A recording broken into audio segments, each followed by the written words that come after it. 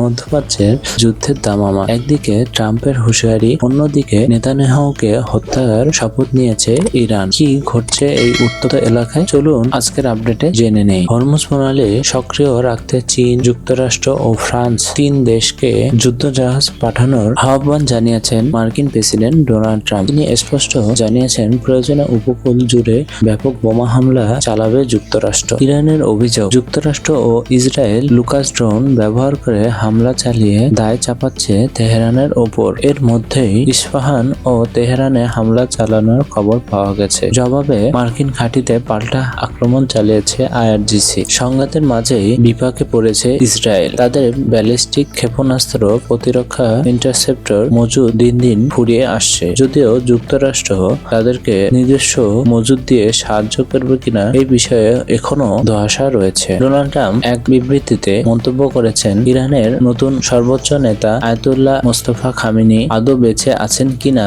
তা নিয়ে তার সন্দেহ আছে। তবে তিনি খামেনির মৃত্যুর খবরকেও গুজব বলে উল্লেখ করে এবং আত্মসমর্পণের পরামর্শ দিয়েছে। ইসরায়েলি স্বাস্থ্য মন্ত্রণালয়ের মতে গত 24 ঘন্টায় ইরানের হামলায় 108 জন আহত হয়েছে। এদিকে আইআরজিসি সরাসরি শপথ নিয়েছে, নেতানিয়াহুকে যেখানেই পাওয়া যাবে না কেন তাকে হত্যা করা হবে। জেলেনস্কির দাবি, রাশিয়া এখন ইরানকে ড্রোন সরবরাহ করছে। অন্যদিকে উত্তর কোরিয়া কিং জং উন উপস্থিতিতে নতুন পারমাণবিক রকেট লঞ্চ সফলভাবে পরীক্ষা করেছে, যা 420 কিলোমিটার দূরে লক্ষ্যবস্তুতেও নিখুঁত আঘাত আনতে সক্ষম। পরিস্থিতির ভয়াবহ সৌদি আরব থাকা মার্কিন নাগরিকদের দ্রুত দেশ ছাড়তে নির্দেশ দিয়েছেন ওয়াশিংটন। বিশ্ব কি তবে বড় কোনো যুদ্ধের দিকে যাচ্ছে? আপনার কি মতামত কমেন্ট করে জানান এবং আমাদের চ্যানেলটি সাবস্ক্রাইব